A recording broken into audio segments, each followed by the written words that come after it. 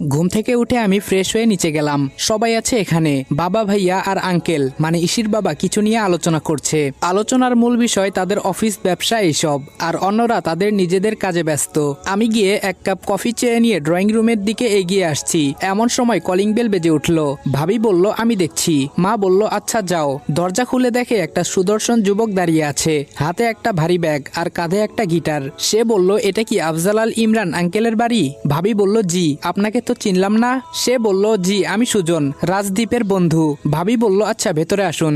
ভাবি একটা লোককে ভেতরে নিয়ে আসছে দেখে সবাই সেদিকে তাকায়, আর আমি উঠে গিয়ে ছেলেটার সাথে হাত মেলাই। সে আমাদের ডিপার্টমেন্টের একজন ভারপ্রাপ্ত অফিসার। কাজের সূত্রে ওর সাথে পরিচয় হলেও আমরা মোটামুটি বন্ধুর মতো। আমি বললাম দোস্ত আয়। আঙ্কেল, ও হলো আমার বন্ধু সুজন, যার কথা কাল ভাবি বলেছিল। বাবা বলল ও আচ্ছা বসো বসো। এভাবে সবার সাথে ওর পরিচয় করিয়ে দিয়ে আমি ওকে আমার রুমে নিয়ে আসি। আমি বললাম এক কাজ করো, তুমি ফ্রেশ হয়ে নাও, তারপর কথা বলছি। সুজন বলল ওকে গুরু। সুজন ফ্রেশ হতে ওয়াশরুমের দিকে এগোলে একজন এসে আমাদের দুজনকে নিচে যেতে বলে। আমি সুজনকে নিয়ে নিচে চলে যাই। সবাই খাবার খাচ্ছি। কিছুক্ষণ পর ইসি এসে একটা চেয়ার টেনে বসে পড়ে। সবাই চুপচাপ খাবার খেয়ে চলেছে। হঠাৎ ভাইয়া বলে তা মিস্টার সুজন তুমি কি করো? ভাইয়ার কথাটা শুনে ইসি ঘাড় উঁচু করে সুজনের দিকে তাকায়, ভ্রুযোগল কুচকে। বোঝার চেষ্টা করছে ছেলেটা আসলে কে। শত হলেও পুলিশের চোখ বলে কথা। সুজন বলল আপাতত কিছু করছি না, শহরে নতুন এসেছি, দেখা যাক, আগে তো ভালো করে দেখে নেই। আঙ্কেল বলল ঠিকই, আগে শহর চিনে নাও। আমি তো শুনলাম তুমি কিছুই চিনো না আর বারবার বিপদে আটকে যাও। সবাই কথা বলছে আর আমি শুধু ইসির রিয়াকশন দেখছি, কারণ ও খুব ভালো করেই জানে আমি কাল কোনো বন্ধুর কাছে যাইনি। খাওয়া দাওয়া শেষ করে আমি চলে আসি আমার রুমে, কিন্তু সুজন আসতে পারেনি। ড্রয়িং রুমে সবার সাথে গল্প করতে বসেছে। আমি ল্যাপটপে কাজ করছি। হঠাৎ পানির প্রচন্ড তৃষ্ণা পায়, অথচ জগটা দেখি খালি। এত পানি কখন খেয়ে ফেললাম বলেই জগটা নিয়ে রুম থেকে বেরিয়ে একটু এগোতেই ইসির সামনাসামনি হয়ে যাই। আমি কোনো রকমে ওকে পাশ কাটিয়ে যাওয়ার চেষ্টা করছি, কিন্তু আমার চেষ্টাকে ব্যর্থ করে দিয়ে আমার হাতে একটা হ্যাচকা টান মেরে কিছুটা পেছনে নিয়ে আসে। জায়গাটা আমার আর ভাইয়ার রুমের মাঝামাঝি অংশে খালি জায়গা। ইসি দেওয়ালের সাথে আমার হাত চেপে ধরে আছে। যদিও ও প্রচন্ড জোরে চেপে ধরেছে, তবুও আমি চাইলে নিজেকে ছাড়িয়ে নিতে পারি, কিন্তু ইচ্ছে করছে না। আমি বললাম কি করছেনটা কি আপনি? ইসি বলল একদম চুপ, সোজা হয়ে দাঁড়ান। আমি বললাম মানে? আমি কিন্তু চিৎকার করব। ইসি বলল মেরে এখন নাকটা ফাটিয়ে দেব বলে দিলাম। ড্রামাটা আপাতত আমার সামনে করা বন্ধ করুন। আমি বললাম কিসের কথা বলছেন আপনি? ইসি বলল জাস্ট স্টপ দিস। কে আপনি? কেন নিজের পরিচয় লুকাচ্ছেন? আমি বললাম ম্যাডাম আমি বুঝতে পারছি না আপনি কি সব বলছেন। ইসি বলল আমার পরিবারের মানুষগুলোকে সহজ সরল পেয়ে আপনি তাদের বোকা বানাচ্ছেন, তাদের ইমোশনটাকে কাজে লাগিয়ে নিজের কাজ করে নিচ্ছেন। আমি বললাম কিসের ইমোশন? ইসি বলল একদম ন্যাকা সাজার চেষ্টা করবেন না। আমি বললাম আমি সত্যি বুঝতে পারছি না আপনি ঠিক কোন ইমোশনের কথা বলছেন। ইসি বলল এ বাড়ির লোক আপনাকে তাদের ছোট ছেলের স্থানটা প্রায় দিয়েই দিয়েছে। আমি বললাম এটা কি আমার দোষ ম্যাডাম? ইসি বলল দোষ গুণ বুঝি না, বুঝতে চাই না আপনি কে, কি করেন, এগুলোর মুখস্থ আমি খুব শীঘ্রই খুলে দেব। আমি বললাম আপনি আমায় ভুল বুঝছেন। ইসি বলল জাস্ট শাট আপ, এই বাড়িতে থাকুন, খাওয়া দাওয়া করুন, ঘুরে বেড়ান, তবে এই বাড়ির কারো ক্ষতি করার প্ল্যান যদি করে থাকেন তো সেটা অচিরেই শেষ করে দিন, না হলে এর ফল ভালো হবে না। আমি আর কিচ্ছু বলতে পারছি না। শেষ পর্যন্ত ও আমায় এতটা নিচে নামিয়ে দিল, আমি আর নিজের পরিবারের ক্ষতি করার প্ল্যান করব?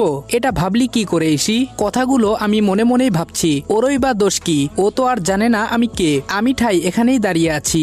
ইসি চলে যেতে নিয়ে আবার কি ভেবে যেন ফিরে এসেছে। ইসি বলল আর একটা কথা কান খুলে শুনে নিন এবং মাথায় ঢুকিয়ে নিন, আদির জায়গাটা নেওয়ার কথা ভুলেও ভাববেন না। এই বাড়ির লোকেরা আপনাকে আদির স্থান দিলেও আমি কোনোদিন সেটা হতে দিব না। এবারও আমার মুখ দিয়ে কোনো কথা বের হয়নি, আর ও আমার উত্তরের অপেক্ষা না করেই চলে যায়। আমি বোকার মতো ওর যাওয়ার দিকে চেয়ে আছি। আমাকে এখানে এভাবে দাঁড়িয়ে থাকতে দেখে সুজন কিছুটা অবাক হয়, কারণ ও দেখেছে ইসিকে এখান থেকে বের হতে। সুজন বলল এই গুরু। আমি বললাম হুম বল। সুজন বলল কি বলবো, এখানে এমন স্ট্যাচুর মতো দাঁড়িয়ে আছো কেন? আমি বললাম কই কিছু না তো। সুজন বলল কথা লুকাচ্ছ কেন? গুরু এমনটা কিন্তু কথা ছিল না। আমি বললাম আচ্ছা ঠিক আছে বলছি, আগে পানিটা নিয়ে আসি, তারপর রুমে এসে তোমায় সবটা বলছি। সুজন বলল আমায় দাও, আমি নিচে গিয়ে নিয়ে আসি। আমি বললাম না থাক, তুমি রুমে যাও, আমি নিয়ে আসছি। সুজন বলল আরে গুরু দাও তো, বলে জগটা আমার হাত থেকে নিয়ে নিচে চলে যায়, আর আমি চলে যাই রুমে। রুমের ভেতরে সোফায় হেলান দিয়ে বসে ইসির কথাগুলো ভাবছি। হঠাৎ নিচ থেকে চিৎকারের আওয়াজ পেলাম। আমি বললাম কি হলো, নিচে চিৎকার করছে কে? আমি রুম থেকে বের হয়ে নিচে নামিনি, দোতলার উপরে রেলিং ধরে দাঁড়িয়ে আছি। দেখছি নিচে আমার আগে সবাই পৌঁছে গেছে ঘটনাস্থলে। নিশির সারা শরীর ভেজা, বুঝতে আর বাকি নাই কে করেছে, কারণ পাশেই জগ হাতে নিয়ে দাঁড়িয়ে নখ কামড়াচ্ছে সুজন। নিশি বলল ইউ ইডিয়েট। সুজন বলল ম্যাডাম দেখুন আমি ইচ্ছে করে করিনি। করিনি, প্লিজ বিশ্বাস করুন আন্টি, আমি ইচ্ছে করে করিনি। অপরাধীর মতো মুখ করে মায়ের কাছে গিয়ে কথাটা বলল সুজন। মা বলল, নিশি মামনি ও তো ইচ্ছে করে করেনি বলছে, তুই আর রাগ করিস না, যা ভেতরে গিয়ে চেঞ্জ করে নে। খালামণি বলল, যা, খালি খালি ওভার রিয়েক্ট করিস, তোদের দু বোনের স্বভাব। এইটুকু বলে খালামণি ইসির দিকে তাকিয়ে থেমে গেলেন। আর কিছু না বলে উনি চলে গেলেন, আর বাকিরা যার যার কাজে। ইসি এখনো সেখানেই দাঁড়িয়ে আছে, ওর মায়ের চলে যাওয়ার পথে তাকিয়ে। আর আমি উপরে দাঁড়িয়ে সবটা দেখলাম। কিছুক্ষণ পর সুজন পানি নিয়ে রুমে ঢুকলো। আমি বললাম, পানিটা অনিচ্ছাকৃত ভাবেই পড়েছিল? সুজন বলল, এটা কেমন প্রশ্ন গুরু, আমি ইচ্ছে করে কেন ফেলবো? আমি বললাম, আমি কিন্তু তোমাকে খুব ভালো করেই চিনি। সুজন আর আমি একসঙ্গে ট্রেনিং করেছি। আর্মিতে আসলেও সে মোটেও আর্মির মন মানসিকতা নিয়ে আসেনি, সব সময় কারো না কারো পিছু লাগতো। যখন আমাদের খুব কঠিন কাজ দেওয়া হতো তখন ট্রেনিং শেষ করে ও ট্রেনারের পিছনে লাগতো আর নানাভাবে হেনস্থা করার চেষ্টা করত। সুজন বলল, আমি কিন্তু এখন অনেক পাল্টে গেছি। আর হ্যাঁ, এখন পানিটা অ্যাক্সিডেন্টলি পড়ে গেছে। আমি বললাম, আচ্ছা। সুজন বলল, বাদ দাও, তুমি এখন ওখানকার ঘটনা বলো। আমি বললাম, কখনকার? সুজন বলল, ভুলে গেলে? আরে ওই যে তুমি জগ নিয়ে দাঁড়িয়েছিলে স্ট্যাচুর মতো। আমি বললাম, ওহ আচ্ছা, বলছি শুনো। তারপর ওখানকার খণ্ডচিত্র আমি তুলে ধরি সুজনের কাছে, পুরোটা বলিনি। আর এটাও সে জানে না আমি এই বাড়ির ছেলে। সুজন বলল, ওহ আচ্ছা, বুঝলাম। আমি বললাম, কি বুঝলে? সুজন বলল, যা বললে।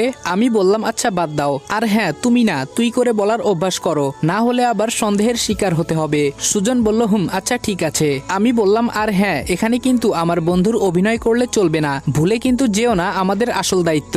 সুজন বলল, ডোন্ট ওয়ারি গুরু। তারপর দুজনে মিলে ল্যাপটপে কাজ করতে বসি, যদিও কাজ না, আমি সুজনকে পূর্বের কাজগুলো বুঝিয়ে দিচ্ছি। সুজন বলল, বুঝলাম, আর চিন্তা করো না, আমরা সবাই তো আছি। আমি বললাম, তোমরাই ভরসা, আমি একা কি করতে পারি আর। দুজনে এইভাবে কথা বলতে বলতে হঠাৎ আমার ফোনটা বেজে ওঠে। আমি ফোনটা কেটে দিয়ে সুজনের দিকে তাকাই, দেখি সে আমার দিকে হা করে তাকিয়ে আছে। আমি বললাম, কাজ অনেক এগিয়ে গেছে সুজন। সুজন বলল, কে ছিল? আমি বললাম, চলো যাই, আমরা গিয়ে পুরো ঘটনা শুনে আসি।